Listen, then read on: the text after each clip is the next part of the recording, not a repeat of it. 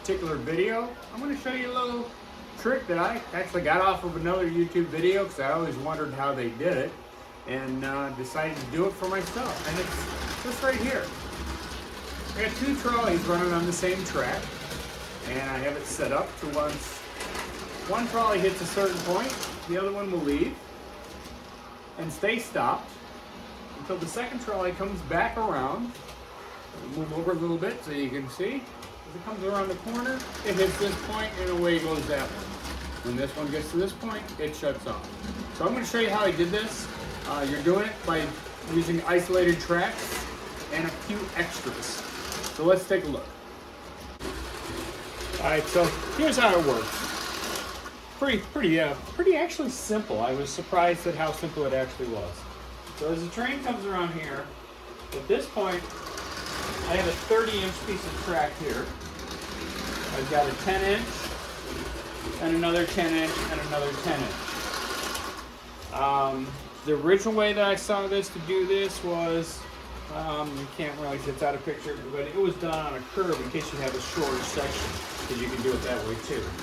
But this 30-inch piece of track is set up as an isolated track. So the way you do that, I have a plastic of the 3 pins, still have a metal pin, still have a metal pin on your outside ground, have a metal pin on your middle, which is your power, and then on the inside rail, you could use either one, but as long as you make sure you do it all in the same room, I have a plastic pin here instead of a metal pin.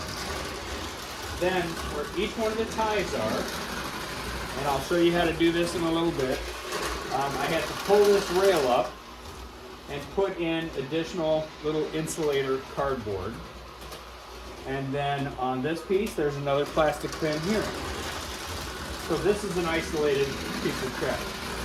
On the other side over here, this particular piece of track, I have pins on both of the ground rails, both of the outside rails here and here, making this a completely dead piece of track if there's no power going to it because there's no ground. Now, this is what I'm going to show you now. This is the main thing that makes it work. I have it underneath the cable, which I'll show to you, and I'll even draw out a little paperwork on it. There is a wire that is connected to this outside rail that runs to this piece of track. So the way it works is, as the train comes across here, the trolley, it actually makes a connection, bringing that ground from this one to this one, using the ground off the trolley, and that wire sends it over to this piece of track, supplying full power to this piece of track. Now, the only thing that happens once in a while is, I have 2 different types of trolleys on here. This one runs a little faster than that, so I have to keep the power down a little bit, because what can happen when it comes through here, is this is only a 10-inch piece of track, this one will glide past that point and hit power. So I do have to keep the power down a little bit on it so they're not going too fast. The other way around that is I can always extend this out to the curb.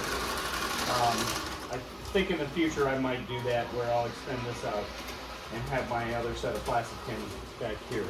But I'm gonna, as you've seen it working here for a while, and I kind of explained it. I don't know if you understand it, but I'm gonna draw it on a piece of paper and show you, and then I'm also gonna physically show it to you by, because I didn't have the common sense when I did this to tape what I'm doing. So I'm going to take a piece of track and show you how to make that isolated rail and what you need to do on this other side. So here we go. All right, here's a quick view of what we're going to be doing. A good idea would be to take a screenshot of this to help you in the future. Okay, so we're over at the workbench now, and we're going to show you how to do this. So here's what you're going to need. You're going to need, obviously, some track. I'm just going to do this with 3 pieces. Normally you would do it with a few more pieces or longer pieces. Let's say you want to do it on a curve, you'd want to have at least 2 pieces that you're going to have as isolated which we'll get on that in a minute. Then you're going to have this is going to be my isolated, but if I had two, then obviously, let's say the curves, you know, they're just going to be, why can't I get this? These would be together as your curve. You could do 2 or 3. Like say the way I did it, I used a 30-inch. The reason you're doing this of having the longer piece is to make sure that once your trolley comes over, this is kind of like, let's call this an activation piece, because this is going to send the power to the piece down the line that's going to be I'm going to call it the stop location. So, and you could actually have these way far apart depending on when you want that first trolley to take off before the second one, or you could have it a little close together. But like I say, if you run them too close together, sometimes what happens is they could end up meeting up. So it's good to have you need to have at least 3 sections, minimum 3 sections of track to do this properly. So you're going to be making an isolated piece of track. Like I say, if it's on a curve, you could use 2 pieces. In my example, I used a 30-inch, so we'll set that off to the side. So you're going to need your 3 pieces of track. You're going to need 6. These are plastic pins. They just happen to be hooked on a thing, but you need these plastic pins instead of the metal pins. And you need your 3 pieces of track, and then you need a piece of wire that's going to be long enough to go from your isolated track to your stop section. So the first thing you got to do is you got to make an isolated piece of track, which is pretty simple. You're going to start with a standard piece of track, and you will pull out one of your pins. Real simple. Either do it on the inside rail, the outside rail, however you want to do it. Just make sure that if you go with the inside, you stay with the inside rail. So you're going to pull that pin out, which I already have. As you can see, that pin's already gone. And then the next thing you have to do, so you'll notice hopefully there's not enough light here, but on your center rail, on your tubular track, you have that little piece of cardboard in here. And what that does is it keeps it from shorting out on there. Well, the current for your ground does go from here to here by this metal piece. We need to stop that. So there's a simple solution. You're just simply gonna lift up this piece of track by bending those tabs up. Come on, get up there. There we go. Do it again on the middle. Now, when I did this on my 30-inch, I had 5 or 6 of these tabs that I had to peel up. So you get that piece of track out. What I usually do is I go back in. Let me use my little needle nose here. And I'll straighten these up a little bit. It makes it a little bit easier when I put my track back in. Now, what we need to do is we need to keep the power going that's from this rail that's coming through the tie or whatever you want to call it into this rail. We need to put in, just like there is on the power side, the power rail, we need to stop that current from going through. So there's 2 different ways you can do this. You could either get some of these, use a little piece of cardboard of some type, cardstock, or another way you can do it, which I find works really well, electrical tape. So what I do is I figure out exactly where my ties are, and on this particular track it's rather easy. Hopefully you can see this.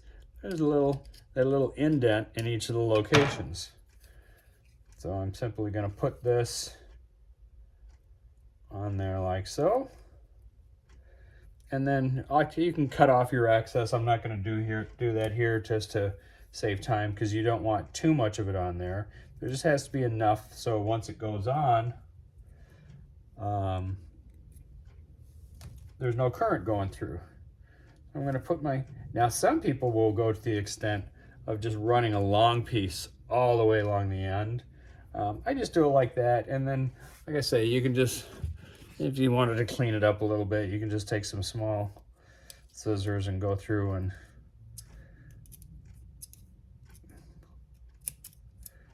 snip that little end off, you know, so it's a little cleaner looking. Just as long as you don't take too much that when this bends over back on here, it doesn't make contact. So we're going to put that back in there, and then you just put those. There's a couple of different ways you can put these, bend these tabs back in, whichever way works for you. I find needle nose pliers works well. And then what I do is, after I've bent them down, then I come back through with a screwdriver and give them that little extra push to go down. And then when you do put this on here, you want to make sure that it is like this on, you know, if it's a little sloppy here, these aren't perfectly even. So you want to make sure that when you put it back on there, that is a little even. There we go, that straightens it up a little bit. Okay, so that's, you know, like I was saying earlier, you want to cut that extra little flap off there. If you use a cardstock, I mean, you're not really going to have that. However you want to cut off, take the razor knife, cut it off. A million different ways to do this. Okay, so now to make this an isolated rail is just putting in your plastic pins on each end. These particular pins are for 027, so they're a little loose.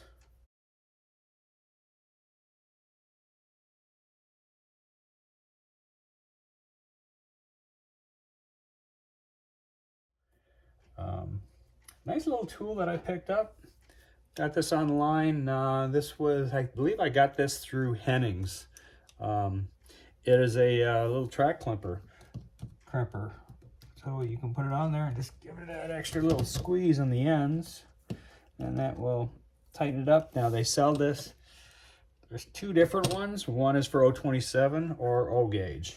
I think the 027, this little span is green, the way Hennings does it. And then I always will take my needle nose on the very ends and just put them in there and give them a little extra squeeze. See that? I already lost that pin. Who knows? I got extras. Okay, so now if you wanted to do this double length, you'd take your second piece, and obviously you'd have to block those out, but you could still have, you still want this metal pin here, you would just have your plastic pin on the end of the second one. Whichever your last one is, that's where your plastic pin is going. So our isolated track is done. We can set that to the side. Well, actually, we don't set it to the side just yet. Let me tighten this up a little bit better.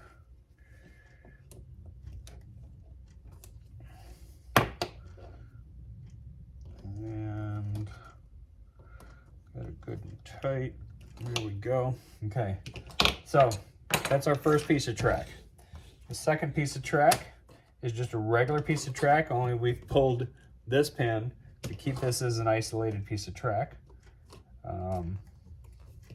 And that goes in together nice and snug. Well, semi-snug. I'm not worried about it because I'm not going to actually be using this. So now the last piece of track. So this is our isolation track. You could have this 2 or 3 sections. You could have this, oh, there's that pin I was looking for. You could have this in 2 or 3 sections. You could have a couple of pieces of curve, but it's your isolation track.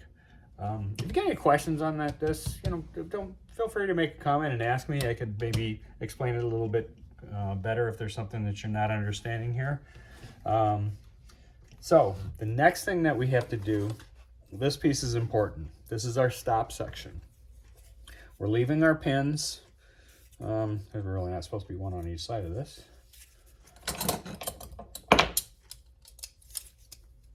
Those come out nice and easy. So we're leaving our power pin, because the pin on this side will be here, coming from our next piece of track.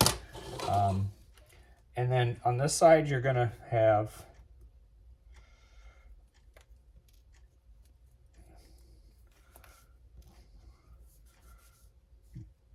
so we used our first, because like I said, you're gonna need 6 of these pins, these plastic pins. So our first 2 were on the isolated section, here and here. Now we're gonna put them either way you want to do it, but I should be using the right size pins. This would work a lot better. 1, 2, 3. Oh, where'd that other one go? Where'd it go? Where'd it go? Where'd it go? Yeah, I'm not worried about that. Let's grab another one here. There we go. So now this one's here. Let me show you. Let's see if you guys can notice the difference. Okay. I don't know if this plays out well on the, come on, stay. There we go. So if you can see this very well, this one's a lot thicker than this one. This one's for 027, this one's for O gauge. So if you're purchasing plastic, track pins, make sure you're getting the right type. Because your 027s are going to give you all kinds of problems if you're trying to use them on regular O gauge tubular track. So I'll show you an example. So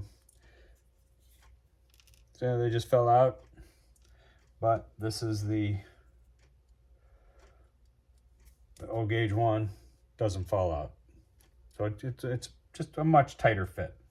So let's get back to doing what we're doing here. So on your stop section, you're going to have plastic pins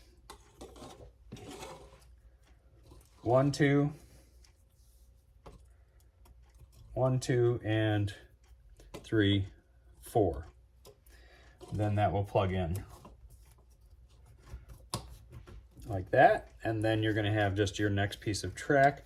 Now what you would have to do is on your next piece of track, I'm not going to do it to this one. Well, these are kind of loose. No, I'm not going to do it to this one. But on your next piece of track, you're going to pull your 2 outsides. So it would be, I'll do it this way. How about that? So then you're like this. So you have, move it down a little bit. Put that in there. So, and then on your next piece of track, so it's plastic pins on each end, metal pins in the middle, plastic pins on each end. So on your stop section, that's what I'm calling this one, is your stop section. You want pins on each side. And then you plug that in together. Come on, let's get it all together. There we go. So, and then, so that's it. So the last thing that you need to do is you're gonna flip it all over, and from somewhere on your isolated track to your stop section, you're just gonna take a piece of wire.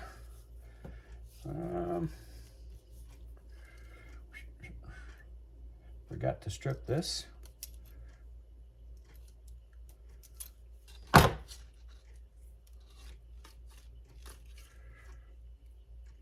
Now, when it comes to putting your wire in, everybody has their different methods. I've shown you guys in the past videos where I solder them in. Another easy way to do it is, where's one of my small screwdrivers? Is I will just simply, using a screwdriver, can you see this down at this end?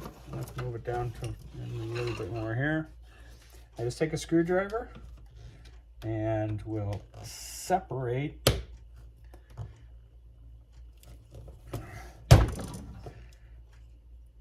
that rail just a little bit. Whoops, I'm doing this on the wrong one. This is my isolated track. But I'll just separate it a little bit. I'll throw that wire in that gap. and pull it out, and it's in there nice and snug. You know, if you need be, you can give it a little extra squeeze with your pliers, but that's in there. Look, see, that's in there. So then you run it from your isolated track to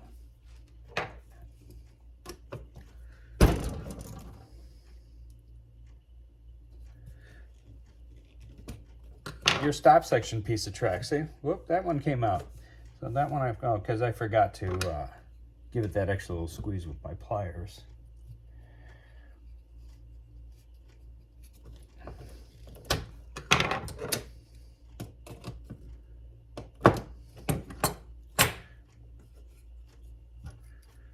Give it a little extra. Oh, that's not gonna work. That's a Phillips head. That's a Phillips head. There we go. This is what I'm looking for. I'll push that down in there a little tighter. And there you go. Nice and tight. Look at that. See that? It's good in there, good and tight. So now,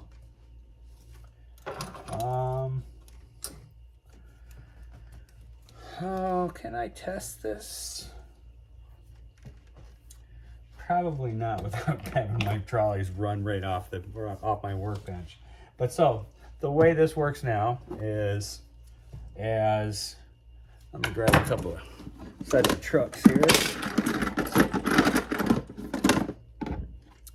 All right, so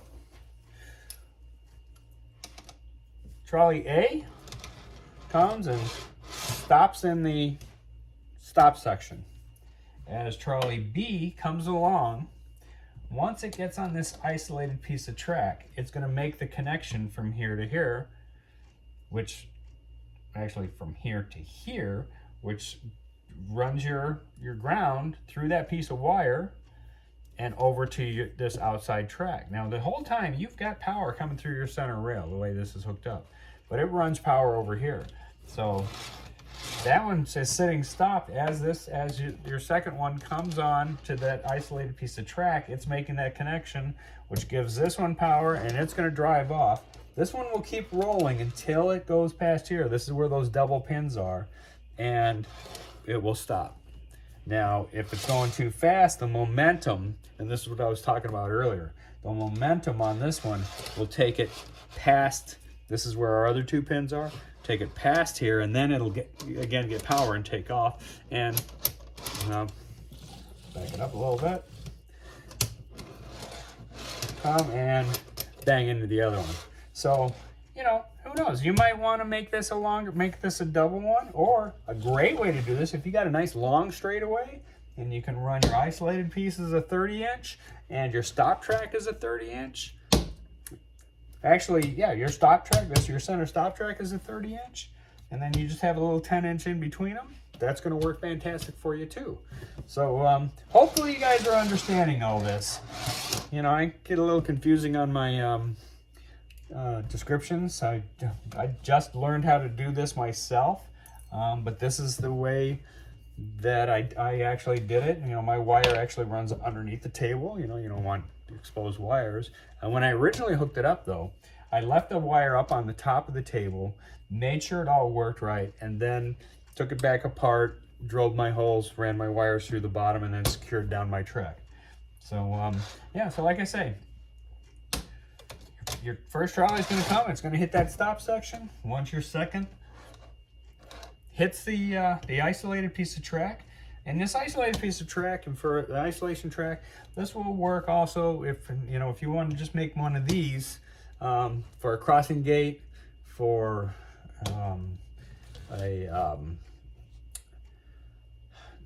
any type of a accessory that needs power to it, just for when the train's going by. For a gate man, I mean, there's a ton of different applications that you can use this for.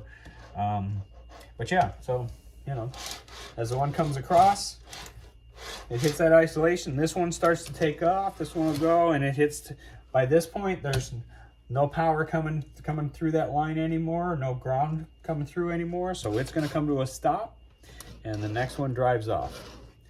All right, guys, let's go take one more look at it actual running, and then we'll do a real quick, a short little recap, and we'll get you on your way. All right, guys, so now here we are. We're back at the layout again off the workbench now, and let's show you how this works. Oh, we need power. Hey, Google, can you turn my trains on, please? I love that. Okay, so trolley A coming around. Going to hit our isolation track now. That one takes off, hits the stop section. So this is where those pins are on each side.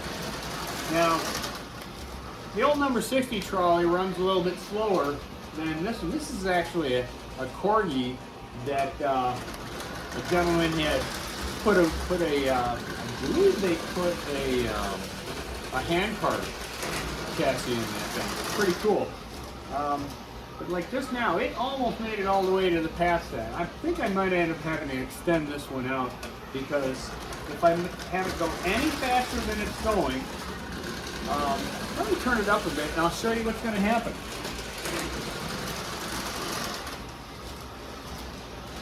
So if I bring up the speed a little bit, the number 60 stops fine. But you're going to notice when that corgi comes by, it runs right over that isolation track. It's got too much speed before it stops, and then look what happens. They catch each other and it doesn't work anymore. So it requires turning it down. I'll pull that one off.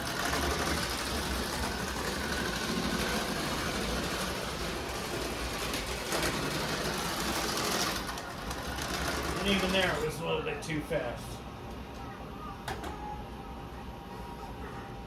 Alright, so you see what I'm talking about if it runs a little bit too fast. So I think what I'm going to end up doing is extending this stop section so it's 2 pieces long. And that's pretty simple. It's just a matter of making this piece. I'm actually going to take these 2 pins and run them over here. The easiest probably way will be just me pulling this piece of track out and flipping it over. So yeah, we'll take care of that, and you're going off. I barely got you running. All right, guys. Thank you very much for watching. I love the fact that you guys are all subscribing to my videos. You're liking them. I really appreciate when you comment. I love getting questions from you guys. I love getting comments, especially if you're telling me that I'm doing something wrong, because I want to be doing things the right way. You know, I hate giving out bad information, but this works for me. If it's going to work for your setup, I hope it does. If you try it out, if it doesn't, you know, there's always another way to do stuff. I don't know of another way to actually do this with a conventional layout like this. So, alright guys, once again, thank you very much for watching. Thank you very much for subscribing to my channel. If you haven't already, please hit that subscribe button, hit that like button, and click that notification bell, and you'll know when I got new videos out. It's wintertime, and we actually got our first snow here. It's Halloween, and we got our first snow today. I'm in the Chicago area. No accumulation, but it's still snow coming from the sky. Yeah, hit that notification bell. Because it's winter, I try to get a few more videos out. I've been doing a lot of work on the layout. I think I'm at the point now where I'm going to go with this. Now it's just a matter of doing the detail work. I mean, I just have black poster board down for my roads. I want to do actual real roads. I do have most of my buildings wired properly. I still have to wire my entire residential section. There's a few other areas that are still in the works. I've got a whole section back in the back. Let's walk you back there real fast and show you. So this whole back section here, as you can see, it's just a major construction zone back here, all the way in the back. Got the guys moving some dirt back here. They're trying to figure out how they're gonna blast this hill away, because what's gonna be coming soon? The Papaville Auto Museum. Yeah, I'm planning on putting a making a good sized building here with the glass front, and all my cool movie and celebrity cars are going to be going in there on display, and that's going to be I think that's going to turn out pretty cool. But in the meantime, these guys got a lot of work to do. So, all right. I love the imagination that we get to play with, just as like we're little kids once and again. I'm growing older, but I'm not growing up. All right, guys, have a wonderful day, and as always, I only got one hand available. Choo choo!